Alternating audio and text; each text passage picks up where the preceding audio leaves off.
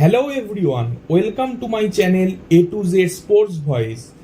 আর আজ আমাদের কথা বলার মতো অনেকগুলো বিষয় রয়েছে।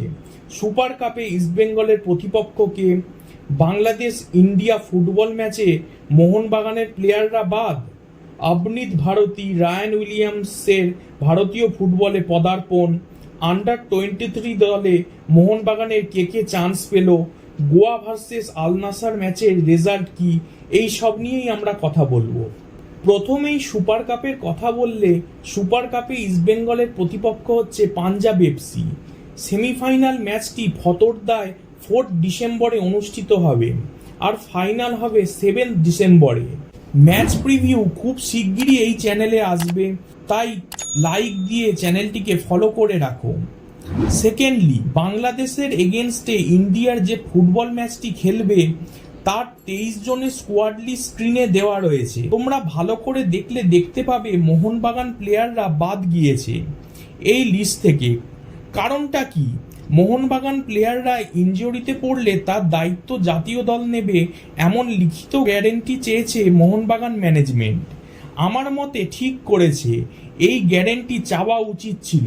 মোহনবাগানের জাতীয় দলে প্লেয়ার পাঠিয়ে অনেকবারই ইনজুরি হয়েছে, যেমন আনোয়ার, আশিক কুরুনিয়ান, এমনকি রিসেন্টে সুভাশিস বোসের বেলাতেও ইনজুরি হয়েছে। সেই কথাটুকু মোহনবাগানকে ইনফর্ম পর্যন্ত করা হয়নি, তার চিকিৎসাও হয়নি। এটা বারবার মোহনকর্তা এবং মিডিয়া রিপোর্ট মারফত আমরা জেনেছি। এই ইনজুরি নিয়ে সবচেয়ে বেশি ভুগেছে মোহনবাগান, তাও এএফসির আগে। আজ তারা যদি গ্যারেন্টি চায়, ভুলটা কি করেছে?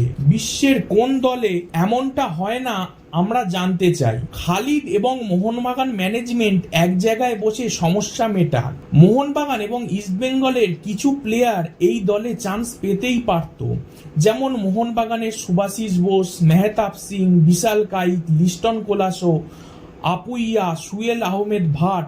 ইস্টবেঙ্গলের ক্ষেত্রে রাকিব, ডেভিড, গিল, এরা চান্স ডিজার্ভ করত। আর একটা টুর্নামেন্টের বিচারে যদি কোনো প্লেয়াররা বা দল অচ্যুত হয়ে যায়, তবে আগের বছর রিয়াল মাদ্রিদ যে পারফরমেন্স করেছে তাতে ভিনিসিয়াস, এমবাপে, বেলিংহ্যামদের কাউরি জাতীয় দলে সুযোগ পাওয়া উচিত ছিল না। কোচ এই বিষয়টা একটু ভেবে দেখুক। থার্ডলি, আবনিত রায়ানরা ভারতীয় পাসপোর্ট পেয়ে জাতীয় দলের হয়ে খেলবেন, এটা খুব ভালো সংকেত। বিশেষ করে ওসিআই পিআইও প্লেয়ারদের যখন দেখা নেই তখন তো বটেই। তবে আমার প্রশ্ন, এএফসি এশিয়ান কাপ কোয়ালিফায়ার্স 2027 থেকে শুরু করে 2030 অবধি চলবে। তার আগে আমাদের হাতে কোনো টুর্নামেন্টও নেই। তাই রায়ানের যা বয়স এখন প্রায় 33 বছর, 2030 সালে বয়স হবে 38 বছর। তিনি যদি ক্লিকও করে 2030 অবধি তার সার্ভিস আমরা পাবো তো? এর থেকে 30 বছরের মধ্যে বয়স এমন প্লেয়ার ওসিআই বা পিআইও যদি হয়, সেটা ভালো হতো না? একটু ভেবে দেখবেন। যদিও এই প্লেয়ার দুজনকেই ফুল সাপোর্ট এবং রেসপেক্ট। তারা ভারতীয় ফুটবলে নিজের থেকে খেলতে চেয়েছেন এবং পাসপোর্ট নিয়েছেন তার জন্য। ফোর্থলি, আন্ডার-23 দলে মোহনবাগানের হয়ে ডাক পেয়েছেন প্রিয়াংশ দুবে, রোশন সিং, হাংজাম, দিব্যেন্দু আর পাসাং তামাং। ফিফথলি, গোয়া ভার্সেস আল নাসার ম্যাচের কথা বললে, গোয়া 4-0 গোলে পরাজিত হয়েছে।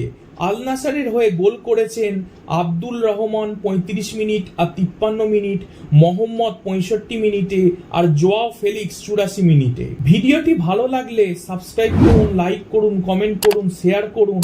আর ভিডিওর ডেসক্রিপশনে চ্যানেলের লিঙ্কটা দেওয়া রইল, সেখানে গিয়ে আপনি চ্যানেলটিকে ফলো করে নিতে পারেন।